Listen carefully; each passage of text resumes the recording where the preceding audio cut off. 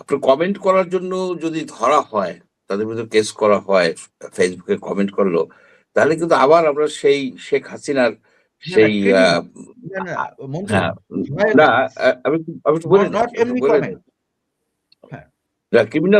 Criminal comment বা এখানে বাক স্বাধীনতা রাখতে হবে, কিন্তু এখানে মবকে দমন করার জন্য আসলে আইন শৃঙ্খলা বাহিনী যদি ঠিক মতো কাজ করতো এই ইউনূসের আমলে, তাহলে এটা হতে পারতো না। যতই উৎসাহ দেখ না কারণ, উদ্দীপনা দেখ, যাই হোক, এটা বিষয়টা হচ্ছে বাক স্বাধীনতাকে করা যাবে না। এই ফেসবুকে কমেন্ট করা, কমেন্ট এটা সেটার জন্য কিন্তু বহু লোক জেল খাটছে। আমার মনে হয় এখনো লোকজন জেলে আছে, কিছু কিছু বা মামলায় আছে, একটা মামলায় আছে। হ্যাঁ, স্ট্যাটাসের জন্য, কমেন্টের জন্য অনেক কিছু হয়েছে। সেজন্য আমরা একটু ভয় পাই যে আবার যদি বিএনপি সরকার এটা শুরু করে, তাহলে তো ঝামেলা হয়ে যাবে, যেটা আমরা অর্জন করছি এই জুলাই ইসের। আচ্ছা, এইখানে যে বললেন যে কেসগুলি উঠে ফেলবে, তার মানে কি যে আওয়ামী লীগ আমলে কি কোনো যাচাই বাছাই করবে যে যাচাই বাছাই করবে? যাচাই বাছাই করলে কি আপনার সবকিছু চলে যাবে? আওয়ামী লীগ আমলে কি কোন রকমের গুম হয় নাই, খুন হয় নাই, আপনার জমি দখল হয় নাই, মানুষকে কি অন্যায় ভাবে ভুয়া মামলা দিয়ে বছরের পর বছর সর্বনাশ করে কি দেয়া হয় নাই? হয়েছে। কিন্তু কথাটা হচ্ছে কি, মামলাগুলি সঠিকভাবে হয় নাই। অনেকে যেমন ধরেন আপনি যারা সাংবাদিক, তাদের নামে হত্যা মামলা দিয়ে রাখা হয়েছে। তারা তো হত্যা করে নাই, তারা অন্য ধরনের ক্রাইম করছে।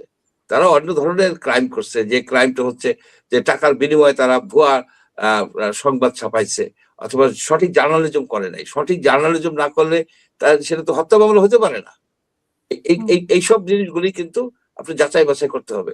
কিন্তু এর মানে এই না যে আমাদের গত 15 বছরেই বলি, 10-15 বছরে যে কোন রকম অপরাধ সংঘটিত হয় নাই। আওয়ামী লীগের নেতাদের, কর্মীদেরকে একেবারে অন্যায়ভাবে কেস করে দেওয়া হয়েছে, তারা সবাই ইনোসেন্ট। ঘটনা কিন্তু ওই রকম না। অনেকেই অনেক অপরাধ করছে, তাদের নামে কেসই হয় নাই। কায়দা করে ওই মামলা বাণিজ্য আছে না, মামলা বাণিজ্য করে তারা মুক্ত থাকছে। প্রকৃতপক্ষে রিভিউ করে দেখা হবে উচিত যে এই তারা কি করছে এই সময়। স্পেশালি ধরেন আপনি যদি একটা উপজেলা লেভেলে যান বা একটা ইউনিয়ন লেভেলে যান, যারা ওইখানে আওয়ামী লীগের কমিটিতে ছিল, যুবলীগের কমিটিতে ছিল, ছাত্রলীগের কমিটিতে ছিল, শ্রমিক লীগের কমিটিতে ছিল, কৃষক লীগের কমিটিতে ছিল, তাদেরকে আপনি রিভিউ করেন, দেখেন যে 99.9% লোকজন কোনো না কোনো টাইপের অপরাধের সাথে জড়িত ছিল। কেউ চাকরির জন্য টাকা নিছে, কেউ বিচারের নামে উৎখাত করে দিছে, কেউ আপনার এই সনাতনী ধর্মাবলম্বীদের জমি নিছে, নানা রকমের অত্যাচার করছে। এদের অত্যাচারে পুকুর দখল করে নিয়েছে, দিঘি দখল করে নিয়েছে।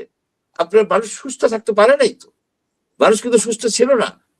এই যে জুলাই যে আন্দোলনটা হয়েছে, এই যে আপনার গুলি গলাস হইলো, এতগুলো লোক মারা গেল, এটা কিন্তু জাস্ট এই না যে এখন ভুলে গেলে চলবে না। এখানে একজনের লেখছে যে মেটিকুলাস ডিজাইন, এই যে দেখতেছি কিছু কিছু লোকে তো খুবই কমেন্ট করতেছে যে এটা মেটিকুলাস ডিজাইন থাকুক বা না থাকুক, মেটিকুলাস ডিজাইন থাকুক বা না থাকুক, যে বাস্তবতা হচ্ছে কি, আওয়ামী লীগ আমলে অনেক অপরাধ সংঘটিত হয়েছে, সেই অপরাধের কিন্তু বিচার হওয়া উচিত। এট দ্য সেম টাইম মানবিক দৃষ্টিও দেখতে হবে, যেসব লোকজন খুবই বৃদ্ধ হয়ে গেছে, তাদেরকে আপনি জেলের মধ্যে তাদের মেরে ফেলা, জেলের মধ্যে তারা মারা যাবে, অনেকেই মারা যাবে। সেই জায়গায় তাদেরকে আপনার যাতে তাদের যে মানবাধিকারটা রক্ষিত হয়, সে বিষয়ে লক্ষ্য রাখতে হবে। এইটা একটা প্রতিহিংসার বিষয় না, বিচারের বিষয়। ভবিষ্যতে যেন কেউ এরকম কিছু না করতে পারে, এটাও কিন্তু দেখতে হবে। আমরা যেন এক পেশে হয়ে যায় না যে আওয়ামী লীগের সব লোকরে এই সরকার, ইউনিট সরকার হেনস্থা করে গেছে, তাদেরকে মানে মেটিকুলাস ডিজাইনের মাধ্যমে তাদেরকে সর্বনাশ করে দিয়ে গেছে। বিষয়টা ওইভাবে দেখা চলবে না। ইউনিট সরকার ঠিক মতো বিচার করতে পারে নাই, ঠিক মতো বিচার করতে পারে নাই। আমরা অনেকবার বলছি, প্রত্যেকটা ডিস্ট্রিক্টে আপনি ট্রাইব্যুনাল করেন, আপনি স্পেশাল ট্রাইব্যুনাল করেন, সেই ট্রাইব্যুনালে সে অপরাধীকে দিয়ে হাজির করেন। সেগুলি তো অনেকেই চাঁদাবাজি করে, এখনো চাঁদাবাজি করে, এখনো তারা সন্ত্রাসী পোষে। আমরা তো জানি, আমরা গ্রামে যাই, এখনো সন্ত্রাসী পোষে, বহু লোক আছে এরকম। তাদেরকে তাদের হাত থেকে বাংলার এই জনগণকে মুক্ত করতে হবে। সুতরাং এই নতুন সরকার গঠিত হয়েছে, তারা যদি মনে করে যে মামলা রিভিউ করে দেখবে এবং রিভিউ করুক, অন্যায় মামলা থাকলে সেখানে যদি ইনোসেন্ট লোকের নাম থাকলে তাদের নাম কেটে দেওয়া হোক। কিন্তু যদি এর মধ্যে আবার দেখা যায় যে অনেক অন্যায় অবিচার করছে, তাদেরকে নাম নাই, তাদেরকে নামে ঢুকাইতে হবে। কিন্তু এই না আপনার সবাই নামে কি হত্যা মামলা দিয়ে দেবেন, একটা হত্যায় আপনি 1800 লোকের নাম দিবেন, এসব মামলা টিকবেও না।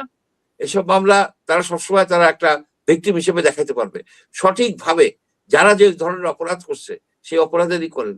আর একটা জিনিস এই বলি, কয়েকবারই বলছি কিন্তু আমি বুঝাইতে পারছি কিনা আমি জানি না, এই লোকগুলি এই যে বিভিন্ন কমিটিতে সেন্ট্রাল থেকে শুরু করে আওয়ামী লীগ, তার সহযোগী সংগঠন, তারপরে আপনার ওয়ার্কার্স পার্টি, তারপরে জাসদ, জাতীয় পার্টি, যেখানে যেখানে তার পাওয়ারে ছিল, যারাই কমিটিতে ছিল অর্থাৎ দলীয় পদ ধারণ করছে, তাদের ভিতরে একজনও হয়তো পাবেন না যে অপরাধ করে নাই।